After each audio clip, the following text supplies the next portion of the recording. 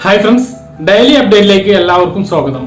നാളെ മാർച്ച് 10-ാം തീയതി ബുധനാഴ്ച ദിവസത്തെ റേഷൻ വിതരണവും അതോടൊപ്പം നിങ്ങൾ അറിഞ്ഞിരിക്കേണ്ട പ്രധാനപ്പെട്ട ഏതാനും ചില കാര്യങ്ങളുമാണ് ഈ വീഡിയോയിലൂടെ വ്യക്തമാക്കുന്നത്.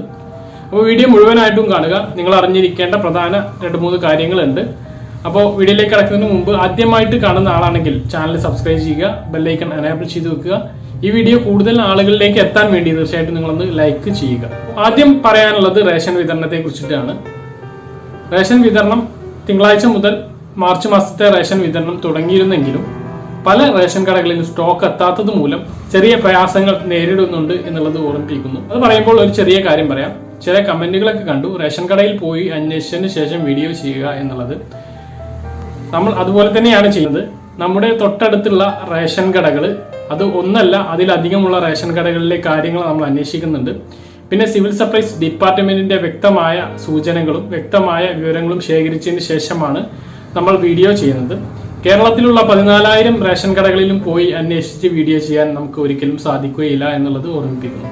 മാർച്ച് മാസത്തെ ഭക്ഷ്യവിധങ്ങളാണ് വിതരണം ചെയ്യുന്നത്. എന്റെ താലൂക്കിലെ അവസ്ഥ എന്ന് പറഞ്ഞാൽ പിങ്ക്, മഞ്ഞ റേഷൻ കാർഡുള്ള എല്ലാ ആളുകൾക്കും അവർക്ക് അനുവദിച്ചിട്ടുള്ള എല്ലാ ഭക്ഷ്യവിധങ്ങളും റേഷൻ കടയിൽ ലഭ്യമാണ്. പക്ഷെ വെള്ള റേഷൻ കാർഡിന് പകുതി അരിയാണ് നിലവിൽ സ്റ്റോക്ക് ഉള്ളത്. അതുപോലെ തന്നെ വെള്ള റേഷൻ കാർഡിനുള്ള ഒരു അരിയും ഇതുവരെ വന്നിട്ടില്ല. അവർക്കുള്ള ആട്ടയും എത്തിയിട്ടില്ല എന്നാണ് അറിയാൻ കഴിഞ്ഞത്.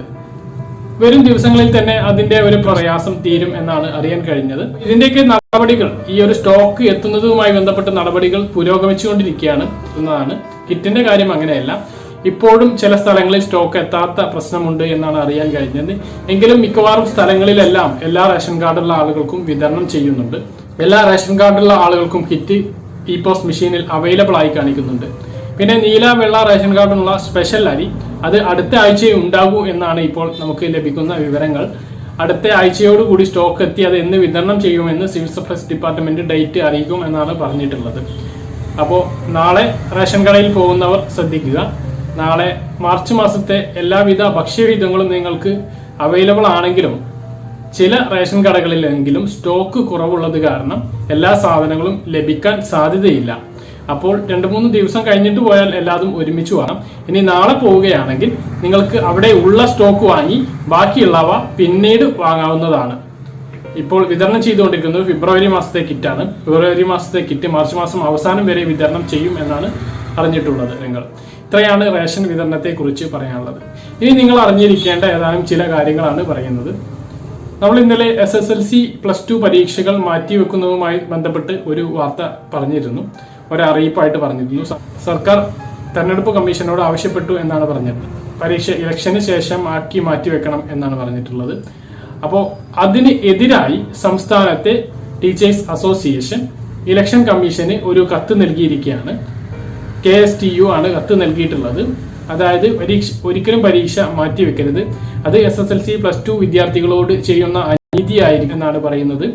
കാരണം ഇലക്ഷൻ ഏപ്രിൽ 4-നാണ്, മാർച്ച് 31-ന് പരീക്ഷ കഴിയും. മാത്രവുമല്ല ഇലക്ഷന് ശേഷം പരീക്ഷ തുടങ്ങുകയാണെങ്കിൽ ഏപ്രിൽ 16-ന് റംസാൻ നോമ്പ് ആരംഭിക്കുകയാണ്. അതൊക്കെ വിദ്യാർത്ഥികൾക്ക് പ്രയാസമുണ്ടാക്കുന്ന കാര്യങ്ങളാണ്. അതുകൊണ്ട് ഒരിക്കലും പരീക്ഷ മാറ്റിവെക്കരുത് എന്ന് പറഞ്ഞിട്ടുണ്ട്. ഇനി പരീക്ഷ മാറ്റിവെച്ചാൽ 1 മാസത്തെ ഗ്യാപ്പ് വരുമ്പോൾ ഇപ്പോൾ പഠിച്ച വിദ്യാർത്ഥികൾക്ക് എല്ലാം ആദ്യം മുതലേ പഠിച്ച് റിവിഷൻ ചെയ്യേണ്ടി വരും. അത് വലിയ ബുദ്ധിമുട്ടാകും എന്നുള്ളതും കൂടി അധ്യാപക സംഘടന കത്തിൽ ഓർമ്മിപ്പിക്കുന്നു. മറ്റൊരു പ്രധാനപ്പെട്ട അറിവ്, തമിഴ്നാട് നീലഗിരി ജില്ലയിലേക്ക് ചെല്ലാൻ ഇനി കോവിഡ് പരിശോധനയുടെ ആവശ്യമില്ല. അപ്പൊ നീലഗിരി ജില്ലയിലേക്ക് കടക്കാൻ ഇനി ആ ഒരു പ്രയാസം ഇല്ല എന്നുള്ളത് കൂടി ഓർമ്മിപ്പിക്കുന്നു. നാടുകാണി ചുരം വഴി തമിഴ്നാട്ടിലേക്ക് പോകുന്ന ആളുകൾക്ക് ഇനി കോവിഡ് പരിശോധനയുടെ ആവശ്യമില്ല. മറ്റൊരു പ്രധാനപ്പെട്ട വിവരം, ഇന്ധന വില ഇനിയും കൂടാനാണ് സാധ്യത. കാരണം ക്രൂഡ് ഓയിൽ വില $70 മുകളിലായിരിക്കും. ഇന്നത്തെ വില $70.28 അത് കുതിച്ചുയരുകയാണ്. അപ്പോൾ നമ്മുടെ രാജ്യത്ത് ഇന്ധന വില കൂടാനുള്ള സാധ്യത ഏറുകയാണ്. സ്വർണ്ണവില വീണ്ടും കുറഞ്ഞിരിക്കുകയാണ്. ഇന്നത്തെ സ്വർണത്തിന് വില 33,320 രൂപയാണ്. ഗ്രാമിന് 4,160 രൂപ. ഇത്രയാണ് നാളത്തെ അറിയിപ്പുകളായിട്ട് പറയാനുള്ളത്. പറഞ്ഞ കാര്യങ്ങളെല്ലാം വ്യക്തമായിട്ട് മനസ്സിലായിട്ടുണ്ടെന്നിരുന്നു. ഇതുപോലുള്ള ഇൻഫോർമേറ്റീവായ വീഡിയോകളും റേഷൻ അപ്ഡേറ്റും ലഭിക്കാൻ ഈ ചാനൽ സബ്സ്ക്രൈബ് ചെയ്യുക, ബെല്ലൈക്കൺ എനേബിൾ ചെയ്ത് നോക്കുക. മറ്റൊരു വീഡിയോയിൽ നമുക്ക് വീണ്ടും കാണാം. ഇതുവരെയും